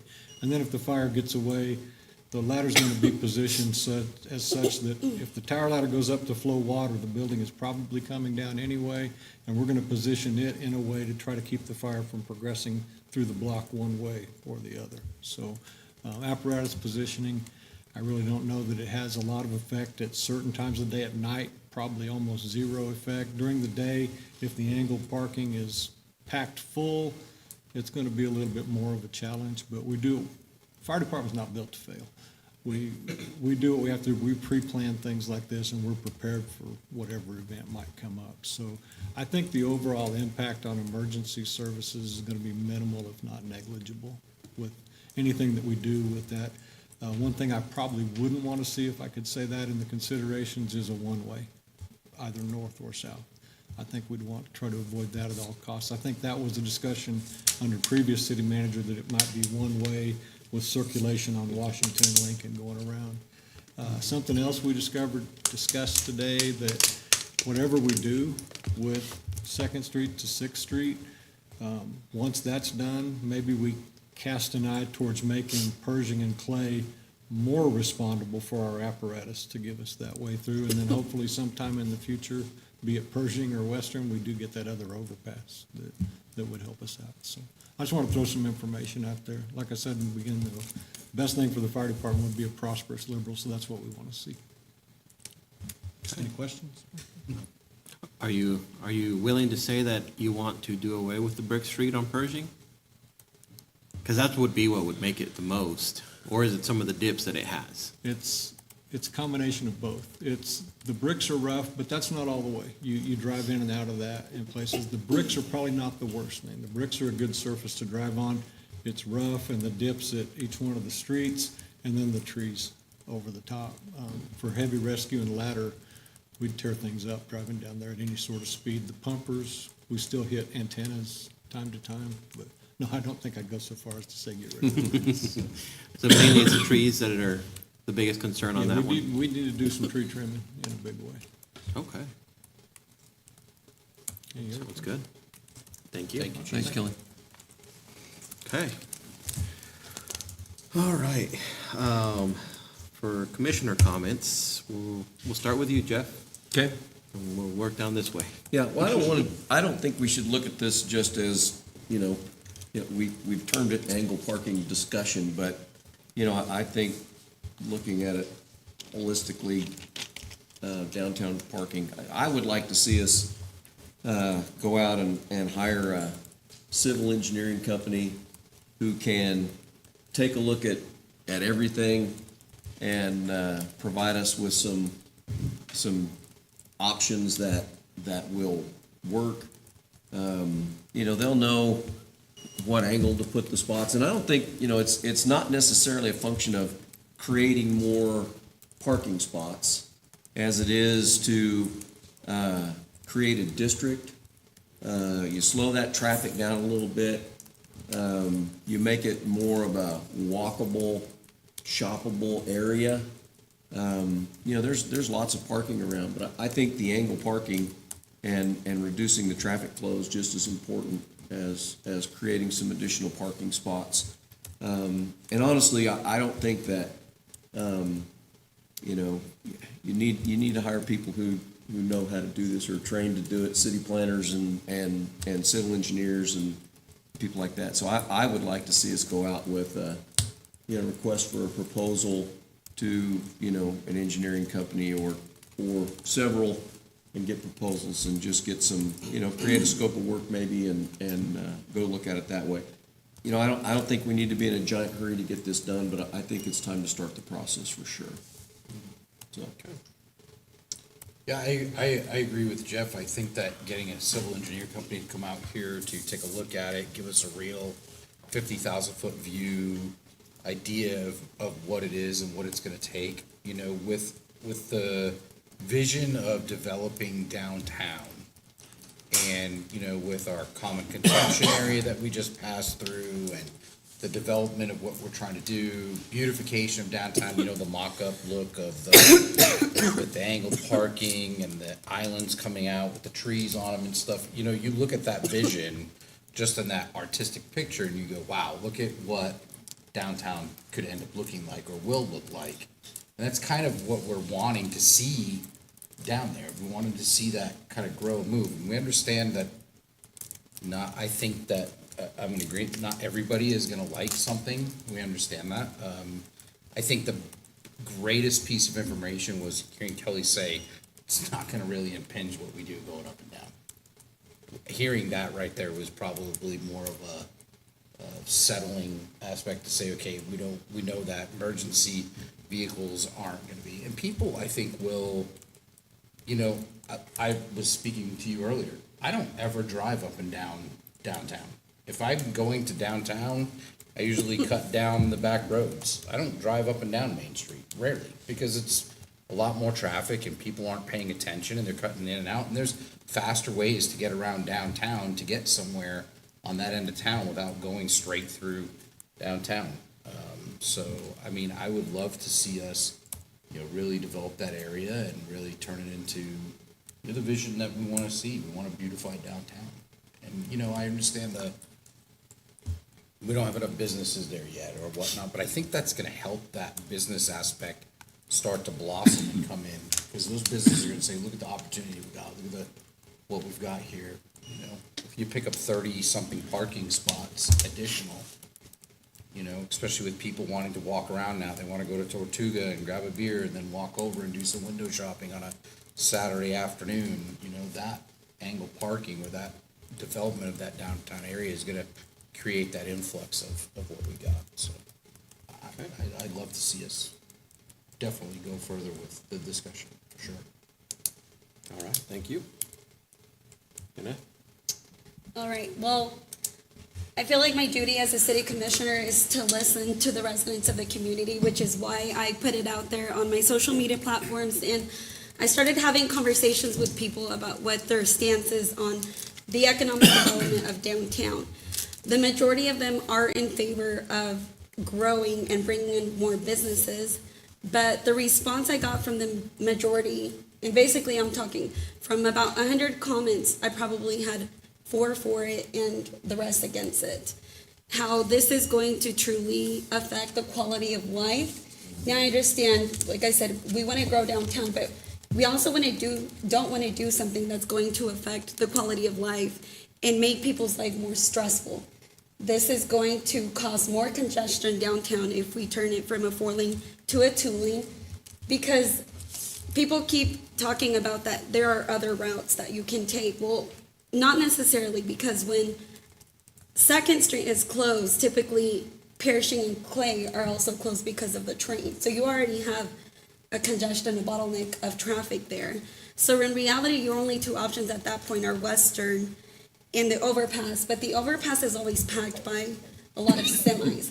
So in reality, at that point, you're left with Western. So I just think it's unfair. We appreciate the business owners, and like I said, we do care about economic development, but I also think it's not fair to put a burden on families and basically tell them we'll find another way down. Like, their input is just as important. I'm not even going to go into, I mean, the traffic congestion is just one issue. I do appreciate Chief Kirk's comments. However, I did hear from different EMS and other first responders that this is basically going to make it worse for them. It's going to basically make their call time, it's going to basically make it longer, because they're going to basically struggle to get to the scene or to wherever they're trying to get to. And this is coming from fire department and from police officers. Now, the fact that they don't want to go on the stand is probably because they don't want to get in trouble. But I basically had pushback from people from all walks of life, all sorts of people. And so I feel like a big decision like this, we really need to leave it into the voters' hands. We really need to get input. I saw the question on there, but I feel like it's a little bit misleading, because it says, do you support making changes to parking and traffic flow in downtown? 51% said yes, but we didn't specifically say, do you support condensing it to a 2-lane? I guarantee you, if you had that specific question, your response rate would be a lot different. So the economic development, I'm all in favor for, but I do ask the commission to get more community input when we're discussing the 2-lane. Ron? Well, I have several opinions, I guess. I really think it would look nice if we could have Main Street look like that, but I'm also realistic about what things have to happen to get to that point. And Janeth kind of covered, you guys kind of covered, there's 5 ways to get from the north side of town to the south side of town or the other. And it's the bypass, it's Main Street, Pershing, Clay, and Western. If somebody else knows another way, share it, because I don't think I've found it yet. Now, to me, the big thing that needs to happen is overpass. And just to make it clear to you guys, so you know if you want to kick me off or something, is I'm in favor of 2 overpasses, new ones, looking further to the future. I'm in favor of one at Pershing and Western, because Western helps the EMS and Pershing helps the people in town. But I actually feel like there's an option that works right now, the hard thing is getting from the north side of town to the south side of town if you do this, because if there is a train, I'm not surprised if you wouldn't have traffic to 15th Street if there's a train.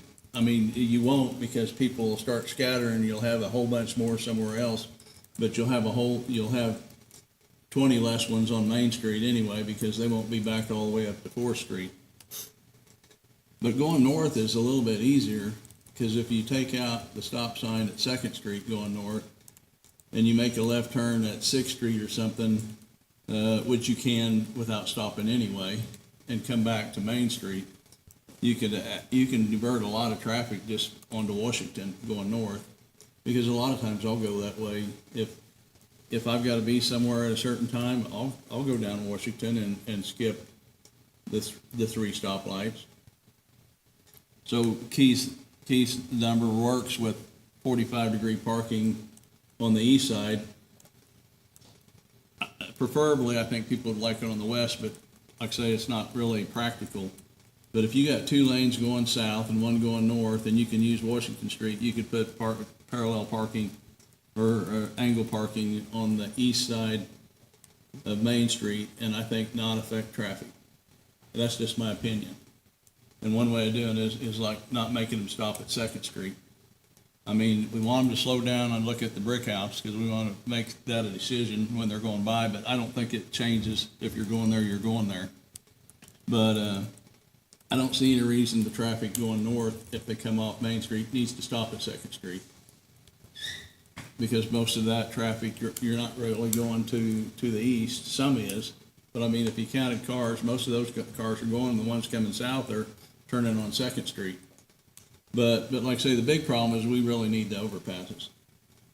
And and I'm in favor of doing whatever we can to grow downtown, but it's within reason of what works and what doesn't work. And to me, the only option is if we wanted to introduce angle parking on Main Street, you could do it on the east side, I think, with 1 lane, and they would have a choice to go around. The west side is just a mess if you do it. You really can't go over onto Grant or Lincoln, I think, and make it work. Pershing doesn't do you any good. Clay doesn't do you any good. And I've seen it where you can't get by on Western, Clay, Pershing, or Main Street with the trains, because the trains got bigger. And then you can't get by on the overpass because you get out there and there's already 100 cars lined up. That one does make it to 15th Street. I know I've gone that way sometimes when I'm leaving our offices on this end of town, and I can see from the 5483 intersection that whether there's a train or not. And I've gone that way sometimes when I see the train, and sometimes I've reacted late and had to come around and go back. And you wait through about 6 lights out there, you're back clear up past, well, I don't know how far, not to the Pancake House. I haven't ever been backed up that far, but you can be backed up quite a ways this side. But on the other side, I've seen it, back up all the way to 15th Street easy. Mm-hmm. But that's just my opinion. I think in the future, it's a goal, something to work for. But to me, you have to have an overpass, at least one overpass on the west side of town before you can do anything with the west, the southbound lanes on Main Street, in my opinion. And I'm not a civil engineer, but I feel like it makes sense. And if something makes sense, I think you have to keep 2 lanes coming south. But I think you can get by with 1 going north if you wanted to try it. Well, I think we ought to let the Engineers? professionals tell us what's possible and what's not possible. Yeah. Well, I think Pete had done some looking. I think some of these measurements, I think Pete had done some work looking at the widths back when 2-3 years ago when Rusty. I mean, it come the question, it never got to us, though, I don't think. Okay. I guess the first question would be, Keely, has there been any further advancement on the overpass? So, we are still awaiting the federal government to send us our paperwork so we can start our work. And again, this is a development project. We are nowhere close Near to construction. any sort of construction. Realistically, you're looking at 10 years or more. Because of the pace, I was in another community this last week, and they talked about the fact that they had gotten a federal grant. It took them a year and a half to get paperwork signed just so they could actually get their project started. So but, where are we going to find $20 million out of nowhere to, get a bridge built? So it's not moving as fast as we'd like to, and our hands are kind of tied because we really do rely on that funding to be able to get the project done. So we've continued to push forward and reach out. Is there anything else you need? No, we'll let you know when it's time. So we're kind of bound to that right now. Okay. So my thoughts on this would be, we go with getting a RFP to get that information, and we take it directly to a town hall and have that discussion with the public and with the commission once we get an engineer that gives us the professional layout of what it could look like, the traffic studies as well. And, we discuss it with the public. We could do a work session first and then a town hall, but I feel this needs to go to a town hall. And I don't think we should limit this just to traffic issues. I think we need to look at this as the way it was described on your downtown redevelopment plan. Like I say, I don't think this whole downtown issue begins and ends with angle parking. What are some ideas that we can use to help promote businesses in town? Can we, are there incentive packages out there? There's a whole world of ideas that we just don't know because we don't know. And I think getting some professionals in here to help us with this, is angle parking part of it? Yeah, maybe not, I don't know, but we don't know until we start taking a look at it, I think. Yeah, it's like an overall package, I guess, the whole thing, not just the parking. We understand the sensitivity behind that, and I respect that at 100%. But everything else that goes along with it too, right? You can't bake a cake with no eggs. So this is our cake, and we're trying to figure out how to do it. And there's so many moving pieces to it and how we're going to develop it. I mean, it's one of those things where it's like, yeah, maybe the angle parking isn't the greatest idea, or maybe that's a resistance, but what about everything else that we're trying to do? The beautification of downtown, the businesses that we want to bring in, new restaurants, new shopping, boutiques, things of that nature. So how does that all play together? And I think it doesn't need to be looked at just as a parking scenario, but that destination area that we've been talking about I've been here 2 years now, and that's what we've talked about, it becoming this destination area, and it's slowly starting to get to that point, I feel. Nope. And I don't disagree. Yeah. My only thoughts are, we need to make sure that our job is not only to just make that decision, but also sell it to the public. 100%. Oh, agreed, yeah, 100%, yeah. And so making sure they're as involved in the process as we are is really my goal. But I definitely think we need the RFP, first and foremost, get an expert to review it, and then move forward with us reviewing it, the public reviewing it, and then see if that's something we want to commit to. I mean, I'm in favor of that as well, and to exploring opportunities to grow downtown. I never once mentioned that I don't want it to grow, but like I said, I do want to put it out there that there is a large group of people who are very concerned about the 2 lanes, and this will affect quality of life, people in the morning taking their kids to school, people getting to work, and so it's just going to cause a bigger congestion in traffic. And so, I mean, we don't have to label it, but I do want that to be known, and I want to get input from the community on anything we decide. Okay. Any other comments? Any other comments from the public? Any from city staff on this issue? No? Okay. All right. So then we've come to the agreement on an RFP, and that's about as far as we're going to go. Okay. Thank you. Moving on to item number 14, city staff. Mayor, Commissioners, just a couple of updates. One thing I do want to mention is, I don't know if you guys know, but for like probably the last 5 years, Steve Helm has bought and purchased and donated to us American flags to hang on all of our buildings. And we just want to thank him for that. He gave us 15 this year. He generally calls us and says, how many do you need? And whether it's 15 or 30, he provides them for us to put on our building, so we appreciate that. I don't know if I told you at the last meeting, so we met with KDOT on the 54 and Western on the construction. It's not really construction, but they're gonna, in probably fall of 26, they'll be reconfiguring 54 and Western with new traffic signals. They're not doing any expansion on the concrete or the asphalt, but they're gonna paint turning lanes and that, so they'll reconfigure that whole intersection down there. And we have asked them for the 20th, probably to go a couple of miles out and start slowing traffic down as it comes in to that intersection. And hopefully this time, we'll get something done outside of town, coming into town to slow the traffic down. The only other thing I got is the duck race is Saturday, so everything will be busy down at the park. I told Janeth we're gonna remove her signs but we'll I'll put do them, it for you guys. we'll put them back up because that's right where our fence I can goes do it. along that to protect everybody.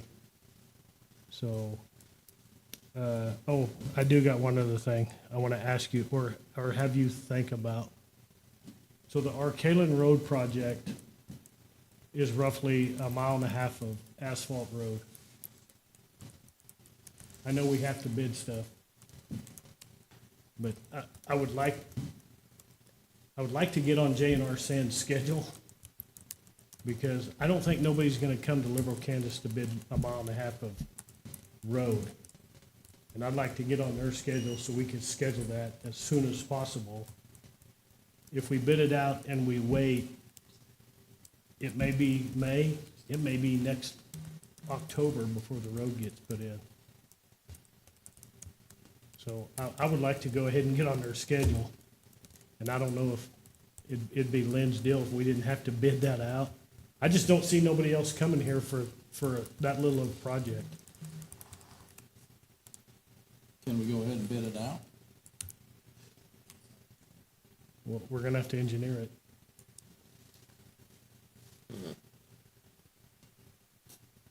Really put you on the spot there, huh? No, it's just can't think waive the about it and we policy can yet. discuss it at the next meeting. What right now could you do, Brad, as far as getting it engineered and bid out quick? I mean, are you talking, then you're not getting it engineered? Well, so their engineer has given us a bid on the project. If we put it out for bid, we're gonna have to have we're gonna have to pay an engineer to spec it and do all that. Yeah, I mean, I think if the commission approves to forego that process, you'd be fine, especially given the circumstances of them being, quote unquote, done in the game around. You're also gonna save the city quite a bit of money by not having to go through that process. And I know we'd like for the road to be done, 1st of April, before we open the campground for the season, because it's really bad. So if we waive the policy, there's a chance we have it done this year or next year, start of next year? I would be willing to go talk to Eric tomorrow and see, what's your schedule like, how soon can we get this on? That's why I say, I don't want you to, Maybe you should try to make it an agenda item for the next meeting and have like something concrete and writing to present to the commission, ready to consider how we want to proceed. okay, I just kind of wanted to feel your temperature on it. I mean, I think if we spec it out, I think we're gonna be wasting a lot of money. I don't think nobody's gonna bid on it. Because they're getting every job around here. And they're local. So at least our money will stay right here. But just something to think about. I sent a message to everyone, but do also want to bring up again, the KDOT local consult is being hosted in Liberal this year. The local consult is an opportunity for KDOT to come and hear from residents directly and leadership about transportation needs. You know, that's air, that's rail, but the big discussion is always highways. It's a critical need for us to be present and to be vocal. Other communities around us are there, and we're all competing for the same pool of money to do projects.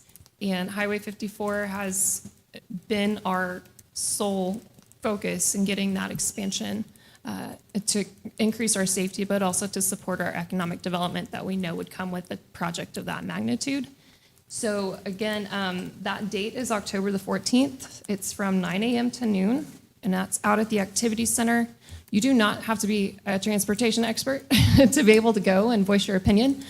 We will be working, Eli and I will be working with surrounding communities to talk with them, try to garner some of that support. It worked well for us a couple of years ago. We're going to do the same thing where we provide data and information to people we know who are going to speak on behalf for us. We will also look to get information on the projects that will be discussed as early as we can so that we can bring that information to the meeting, give people an idea of which projects would mean the most to us. So again, we encourage everyone to go to that, bring other people with you. Please do. We'll tell you exactly, you know, kind of the highlights and notes that are important for them to know. So. Thank you. Thank you. I just wanted to announce that we will have 3 commissioners and city staff attending the annual League of Kansas Municipalities Conference this year. The conference dates are October 9th through the 11th, and it'll be in Overland Park. Okay, thank you. Any other city staff?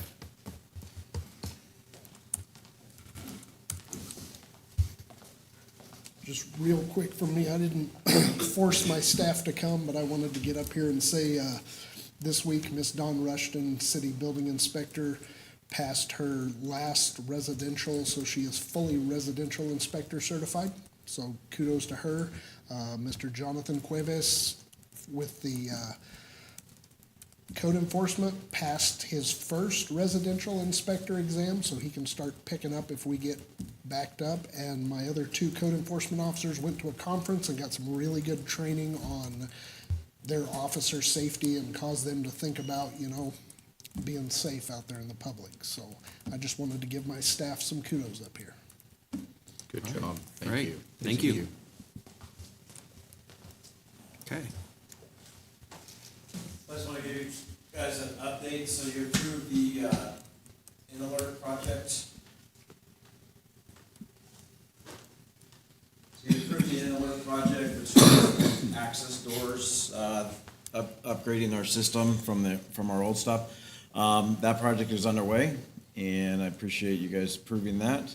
Our goal is to make it as seamless without any interruptions for our departments that are involved.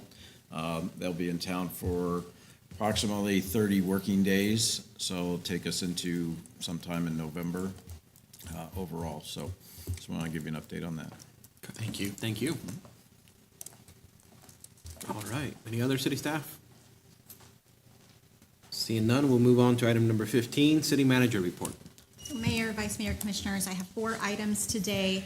First off, I did forward an email, I think yesterday, about a great compliment, maybe it was today, that we received from the Ministerial Alliance that had an event at Light Park over the weekend. They were very complimentary towards streets and parks over how they treated them from a service perspective, how they assisted in cleanup, dropping things off, picking things up, and I just wanted to make sure that I announced that to the public because we have many events in all of our parks.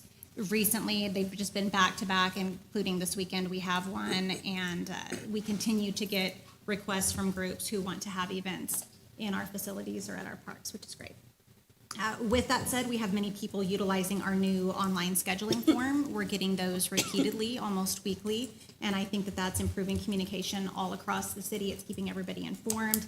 Everybody is on the right track and having everything they need, so there are no surprises at the last minute and people are frustrated with us. So I think that tool is working, and we're pretty excited with the number and the volume that we're seeing come through.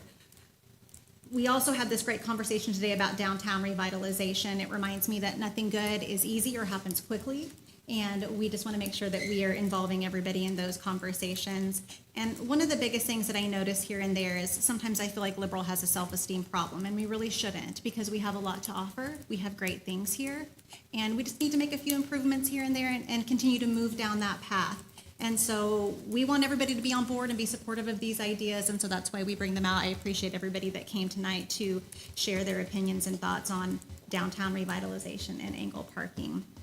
Brad wanted me to make sure that I talked about mosquito spraying. I also forwarded that to you guys the other day. I think we've sprayed 10 times over the course of the last couple of months, which might be a record. It's quite a bit. Three times more than we had the last 2 years. So thanks to Bruce and his guys for doing that, and probably there might be a little bit more. By the time With this these mosquitoes, they don't. fall is over, we just had record rainfall, which is a blessing, but it has been a lot for them. So I know Bruce is probably at home counting the days now for the hatch, right? And the final thing is that we will be releasing soon the budget brief. To my knowledge, I don't know if, in recent memory, if we have ever released the budget in any type of format to people online. We have been working to make sure that we put something out there that is understandable, clear and concise, and breaks down a really complicated method of budgeting and publishes it in a way where people can understand, because we want to make sure that it is clear and concise. It will be published soon. It has different definitions of different funds, what they do, how we make decisions in those departments. And then also we will have the dollar amounts in there, comparisons to cities our size. And we hope that would alleviate some of the people that feel that we haven't published it or put it out there. And also help with open records requests if we are making that readily available and accessible online. So I think, Keely, that's coming soon. You sent me a draft, a final draft today. So I'll read through that, and then we will have that out there for all the people who have requested it. It's very visually appealing as well. It's, budgets aren't the funnest thing to deal with. I like it, but I'm different. So I am proud of this product and excited to put it out there and then get even better communication with the public on how we spend dollars, because that's important to all of us in this room. And that's all I have. Thank you. Item number 16, items from commissioners. Who wants to start? I'll start. Oh, you want to start? I just wanted to know if you guys want to go this way this time, and I'll just make mine short. I just want to thank the public, the people from the public that showed up. It's a very important topic. I think we all are in support of downtown growing and more businesses. We just got to figure out how to do it and make it work. Also, thank the staff for everything they've done. And like I say, one more event, maybe, or is this one of the last ones before it gets cold out? Might be, I'm not sure either. You've got the He doesn't want airfare. to jinx it. But, okay, yeah, that's right. But just all the things that staff has to take care of, and congratulate the people at the building department on advancing themselves, and I think that's representative of all our staff, that everyone is improving and working toward that goal, and thank them again for the budget work that they did, and thank you guys for what you do. Thank you. That's all I have. Just want to say thank you to staff as well, and thank you for everybody's input. I know that we all can agree to disagree, but I'm glad that we're able to have these conversations in a professional manner. I had another, I guess it's just a side comment or more of a question. So I did attend my son's soccer tournament in Guyman. I've been going for like the last 4 weekends. And I guess number one, are the fields not going to be open? Because I haven't seen the fields by Walmart open in a while now. And the reason I ask is I really do feel like we're losing out on a lot of revenue. So I sat there and physically counted how many people were there. Over 350 people. They were each paying a $5 entrance. On top of the concession stand, they're paying like, I want to say just a bag of chips was like $4. A drink was like $3. I mean, a lot of families were spending a lot of money. So as I was sitting there just kind of like observing and looking into it, I feel like we're losing out on revenue because half of those teams were from Liberal. And there was easily over 20 teams. The registration fee for each kid was $85. And so I didn't know if that was just something we could look into, because like I said, I feel like, I mean, that's an area of revenue that we're missing out on. A lot of these teams are from Liberal. Thank you. And other than that, just thank you for everybody's hard work. And I also want to thank the rec department. I've had a lot of families that they give a lot of positive comments because they say that here in Liberal, there's a lot of things where children can stay busy at a very affordable rate. And so I do want to thank them for all of their hard work. I know I see the staff working at all hours, weekends. Nobody wants to be out on the field, you know, when they could be spending time with their family. But we do appreciate all the hard work that they put into hosting all of these activities for our families. Thank you. Jeff? Thanks to staff. This is another one of those meetings where you can tell that everybody's being very productive and working hard, so appreciate all you do. Thanks to you guys for showing up. You know, I don't want to get tunnel vision on this downtown redevelopment and make it solely about downtown parking. I think there's a danger of that turning into a one-issue thing. I think we ought to take a broader look at it. So anyway, that's all I have. I'm about to cough everybody out of existence over here, so. Thank you to staff. Thank you to everybody from the public that showed up tonight. Appreciate the show up and people giving their feedback. To all the people that took the surveys online. And yet to, you know, echo what Jeff said, I don't want to just make it about, you know, the parking thing. I want it to be the whole enchilada. I don't want it to just be one part of it. It's nice to see all the rain. Mosquitoes definitely are a thing, but, you know, I came from Florida where mosquitoes are everywhere. They don't bother me, so it's just a thing. So hopefully it calms down, because in my business, my farmers are starting to get a little paranoid right now. They want to get in the field and cut some corn. So other than that, that's pretty much it. Short and sweet. And thank you guys for everything that you guys do too. I appreciate the conversation tonight. Thank you. As always, thank you to staff for everything you guys do. It feels like a thankless job half the time, but we'll always tell you thank you. It's really the least we could do for, no one really understands the amount of work that has to go into running the city, running the different government agencies that we have here. And without it, it would just not happen. I think, and Janeth is right, we really do have staff that's working round the clock. Pipes burst whenever. With these rains, our staff that is expected to go off of, you know, mowing fields and taking care of the greenery, that gets pushed back every month. Every time we get another rain and the temperatures stay warm. So it is endless. The amount of work they have to do is endless. And as soon as they're done with that, we move them on to maintenance and cement work, and there's no stopping it. That being said, I would agree. I know we have with Janeth about the soccer tournaments. I know last year we kind of focused into that when we had a tournament director, and there was a lot going on in the community. But I do know we have roughly what I would call a city-funded league for basketball. I would be curious to see if we could do the same and/or somehow adjust that to make sure that there is a fair amount going out to all the different types of sports that we have available here. So definitely interested in seeing that. And looking forward to continuing the conversations with the public regarding the different things we're moving forward on. So I would be more than glad to call for more town halls if that is what the public wants, but we need to always have those conversations. And thank you to the commission for also be willing to have those conversations and be open-minded about what we're trying to do. That's all I have. Moving on to item number 17, the vouchers. I'll make a motion that we approve the vouchers in the amount of $2,748,034.76. Second. I have a motion by Commissioner Warren and a second by Vice Mayor Landry. Any further discussion? All in favor? All opposed? 5-0, motion passes. We are adjourned.